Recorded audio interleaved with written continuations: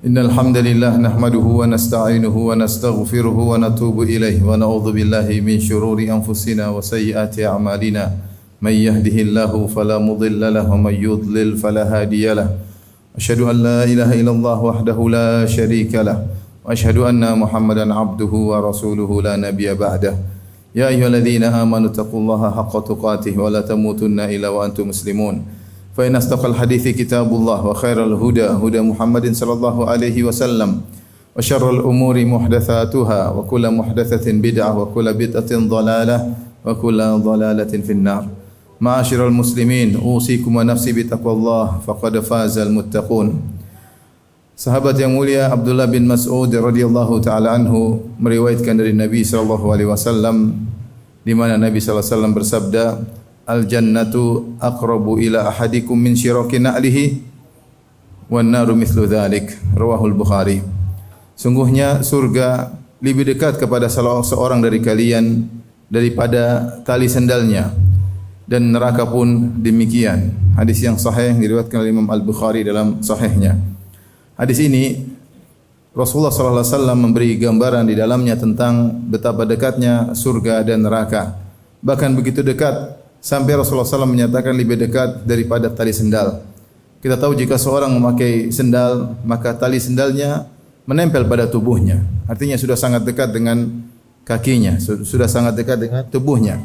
Akan tapi Rasulullah SAW menggambarkan bahwasanya surga ternyata lebih dekat daripada itu, dan neraka juga lebih dekat daripada itu. Maksud dari hadis ini bahwasanya untuk masuk surga ataupun masuk neraka adalah perkara yang sangat mudah. Maka seorang jangan meremehkan amal apapun yang bisa mendekatkan dirinya kepada Allah Subhanahu wa taala, karena bisa jadi dengan amal tersebut dia masuk surga. Dan seorang jangan meremehkan kemaksiatan apapun, karena bisa jadi dengan kemaksiatan tersebut dia masuk neraka jahanam. Ketika kita beramal, kita tidak tahu amal mana yang diridhai oleh Allah Subhanahu wa taala. Amal soleh mana yang menyebabkan seorang masuk surga. Bisa jadi amal yang menurut kita sepele ternyata merupakan sebab masuk surga. Dan sebaliknya, seorang jangan menyepelekan suatu kemaksiatan. Mungkin ada suatu maksiat yang dianggap sepele, ternyata sebagaimana firman Allah Subhanahu wa taala, "Wa tahsabunahu hayyinan wa huwa 'indallahi 'azim." Kalian menyangkanya perkara yang ringan, tetapi dia besar di sisi Allah Subhanahu wa taala.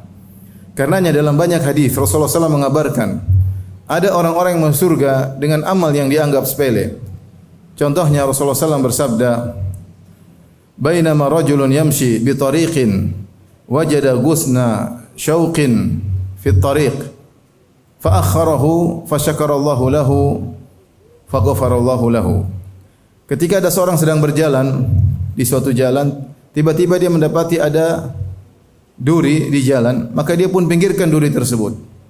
Maka Allah pun mengampuninya. Allah membalas kebaikannya, lalu Allah mengampuni dosa-dosanya. Dia menghilangkan gangguan dari jalan. Padahal Rasulullah SAW mengabarkan bahwasanya menghilangkan gangguan dari jalan adalah amal soleh yang rendah.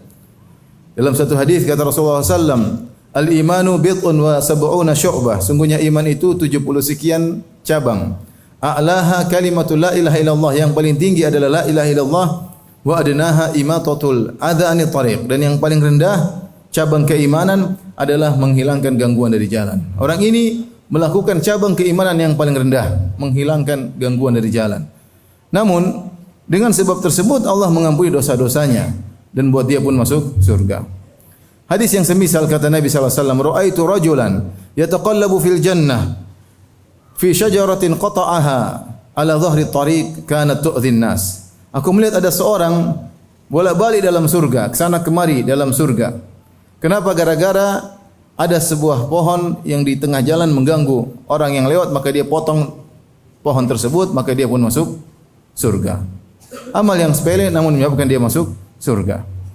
Demikian juga dalam satu hadis Rasulullah SAW bersabda, "Bainama kalbun fi raqiyin kada yaqtuluhul atash idra'athu baghiyun min baghaya bani Israil. Fanaza'at muqaha fanazalat fi bi'r." Kata Nabi SAW, ketika ada seekor anjing yang berputar-putar di sekeliling sebuah sumur, kehausan, hampir-hampir dia mati, namun dia tidak bisa mengambil air dari sumur. Tiba-tiba dilihat oleh seorang wanita pezina dari wanita-wanita pezina Bani Israel. Maka dia pun kasihan sama anjing tersebut. Maka dia pun turun ke dalam sumur, kemudian dia melepaskan sepatunya, kemudian dia isi air di sepatunya, kemudian dia gigit sepatunya tersebut, kemudian dia naik ke atas sumur, fasaqathu, lalu dia beri minum kepada anjing tersebut, faghfarallahu laha bihi, maka Allah ampuni dosa-dosanya karena perbuatannya tersebut. Kelihatannya sepele, namun Ibnu Qayyim rahimahullah menjelaskan wanita ini ketika melakukan amal yang dianggap sepele ini, dia benar-benar ikhlas kepada Allah Subhanahu wa taala. Ketika dia melakukan perbuatan amal soleh tersebut tidak ada yang melihatnya. Dan dia tidak butuh terima kasih dan ganjaran dari anjing yang dia tolong. Toh anjing adalah hewan yang hina. Ketika itu maka amalannya menjadi besar di sisi Allah Subhanahu wa taala dan Allah akhirnya mengampuni dosa-dosanya. Karenanya para ulama dahulu berkata, rubba amalin saghirin tu'azzimuhu niyyah. Betapa banyak perkara yang sepele tetapi menjadi agung di sisi Allah karena niat yang tulus. Karenanya seorang jika ada kesempatan untuk beramal saleh sekecil apapun hendaknya dia lakukan. Bukankah Rasulullah sallallahu alaihi wasallam bersabda, "La tahqiranna minal ma'rufi syai'an walau an talqa akhaka biwajhin taliq." Jangan sekali-sekali engkau meremehkan amal kebajikan apapun. Jangan kau remehkan, meskipun hanya sekedar tersenyum ketika bertemu dengan saudaramu. Tersenyum kelihatannya sepele, tapi Nabi mengatakan jangan sepelekan. Kenapa? Karena bisa jadi senyuman yang tulus tersebut menyebabkan Allah mengampuni dosa-dosamu. Terserah Allah Subhanahu wa taala. Ampunan Allah Maha luas. Allah mau mengampuni seorang gara-gara amalan sepele, Allah ingin masukkan seorang dalam surga gara-gara amalan sepele, terserah Allah Subhanahu wa taala. Dan kita tidak bisa memastikan amal mana yang menyebabkan kita diampuni oleh Allah Subhanahu wa taala. Bisa jadi amal kita banyak, belum tentu ikhlas pada amalan-amalan tersebut. Maka jika ada kesempatan untuk beramal, maka lakukanlah. Rasulullah sallallahu alaihi wasallam juga bersabda, "Ittaqin nara walau bisyiqqit tamrah." Jagalah diri kalian dari neraka jahanam meskipun hanya bersedekah dengan sepenggal korma. Meskipun sepenggal korma, jangan engkau sepelekan, bisa jadi amal soleh tersebut menyebabkan engkau terjauh dari neraka jahanam. Dan sebaliknya, jangan sekali-sekali meremehkan amal kemaksiatan. Rasulullah SAW juga telah mengabarkan ada orang-orang yang masuk neraka gara-gara kemaksiatan yang dianggap sepele. Contohnya Rasulullah SAW bersabda, "Dakhalat imra'atun an-nara fi hirratin habasatha, la hiya at'amatha, habasatha hatta matat, la hiya at'amatha wala tarakatha ta'kulu min khashashil ard." Ada seorang wanita masuk neraka jahanam gara-gara seekor kucing yang dia kekang sampai mati. Kucing, hewan yang mungkin diremehkan, dikekang sampai mati, tidak dikasih makan dan tidak dilepaskan untuk mencari makan sendiri. Akhirnya wanita ini masuk neraka jahanam. Rasulullah SAW juga menjelaskan dalam satu hadis, "Bainama rajulun yamshi fi jubbatin atau fi hullatin tu'jibuhu nafsuhu murajjilun jummatahu idh khasafa Allahu bihil ard wa huwa yatajaljalu fiha ila yaumil qiyamah."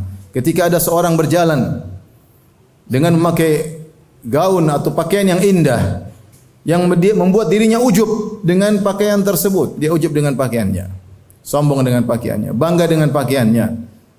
Murajjilun jummatahu, sambil menyisir rambutnya yang indah. Idh khasafallahu bihil ard, tiba-tiba Allah benamkan dia di dalam bumi. Wa huwa yatajaljalu fiha, maka dia digoncang dalam bumi tersebut sampai hari kiamat. Dia tidak duga bahwasanya kesombongannya gara-gara pakai baju yang indah tersebut membuat dia dibenamkan dalam tanah, kemudian dia disiksa sampai hari kiamat kelak. Waliyadzubillah. Rasulullah SAW juga bersabda, "Inna rajula la yatakallamu bi kalimatin ma yatabayyanu fiha." Sungguh ada seorang mengucapkan satu statement, satu pernyataan yang dia tidak cek pernyataan tersebut. Dalam riwayat yang lain, la yulqi laha balan. Dia tidak memperdulikan tentang perkataan tersebut. Asal ceplas-ceplos dia ucapkan. Fahuwa yahwi biha fi nari jahannam. Ab'ada ma bainal masyriq wal maghrib. Maka dengan statementnya tersebut membuat dia terjerumus dalam neraka jahanam sangat dalam, lebih jauh dari jarak antara timur dan barat. Gara-gara satu pernyataan yang dia sepelekan. Oleh karenanya, seorang jangan menyepelekan maksiat apapun. berusaha bertakwa kepada Allah. Jika dia telah terjerumus dalam maksiat, segera bertobat. Dia tidak tahu kapan kemurkaan Allah akan menimpanya. Dan sebagaimana kita ketahui, kemaksiatan menjadi semakin besar dosanya ketika seorang semakin menyepelekannya. Aqulu qouli hadza astaghfirullah li wa lakum wa lisa'il muslimin kulli dhanbin wa khati'ah fastaghfiruhu innahu huwal ghafurur rahim.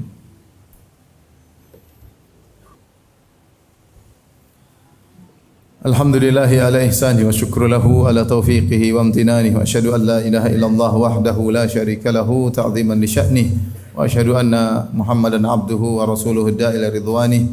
Allahumma salli alaihi wa ala alihi wa ashabihi wa ikhwani. Ma'asyiral muslimin, umur kita semakin berkurang, hari demi hari kita lewati. Kita tidak tahu apakah kita semakin dekat dengan Allah atau semakin jauh dari Allah Subhanahu wa taala. Di antara yang disesalkan oleh sahabat Ibnu Mas'ud radhiyallahu taala anhu, beliau berkata, "Ma dadimtu nadamati ala yaumin gharabat fihi syamsuhu naqasat fihi ajali." Aku tidak pernah menyesali seperti penyesalanku terhadap suatu hari yang telah terbenam matahari pada hari tersebut, sementara umurku telah berkurang, walam yazdad amali, dan amalku tidak bertambah. Maka seorang hendaknya evaluasi diri, menghisap dirinya untuk memperbaiki masa depannya dengan perbanyak amal soleh. Setiap ada kesempatan dia beramal soleh, maka lakukanlah. Jangan dia sepelekan amal soleh apapun. Dia tidak tahu mana amal soleh yang diberkahi oleh Allah Subhanahu wa taala, meskipun mungkin kecil di matanya. Dan jangan sekali-sekali dia meremehkan maksiat. Hati-hati dengan ucapannya, hati-hati dengan pandangannya, hati-hati dengan pendengarannya. Dia tidak tahu mana maksiat yang membuat Allah murka kepadanya. Karena al-jannatu aqrabu ila ahadikum min syiraki na'lihi wa naru mithlu dzalik. Karena neraka begitu dekat, lebih dekat kepada seorang daripada tali sendalnya, sebagaimana surga lebih dekat kepada seorang daripada tali sendalnya. Hadis ini juga mengajarkan kepada kita untuk beribadah kepada Allah dengan menggabungkan antara al-khauf dan ar-raja, antara takut kepada Allah dan berharap kepada Allah Subhanahu wa taala. Allah mengabarkan bahwasanya seorang mudah sekali masuk surga. Sangat mudah, bahkan lebih dekat daripada tali sendalnya. Sebaliknya Allah juga mengabarkan seorang begitu mudah masuk neraka. Begitu dekatnya neraka, lebih dekat daripada tali sendalnya. Maka ketika kita merenungkan makna hadis ini, maka seorang selalu menghadirkan dalam dirinya antara al-khauf dan ar-raja, takut dengan neraka Allah, takut dengan siksaan Allah, dan ar-raja berharap dengan ampunan Allah, berharap dengan karunia Allah Subhanahu wa taala. Pertahankan antara khauf dan raja ini dalam hati seorang sampai seorang akan meninggal dunia. Anas bin Malik meriwayatkan, dakhala an-nabiy sallallahu alaihi wasallam ala syabin wa huwa fil maut.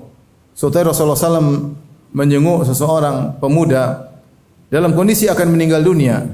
Maka Rasulullah SAW bertanya kepadanya, kaifa tajiduka, bagaimana kau mendapati dirimu?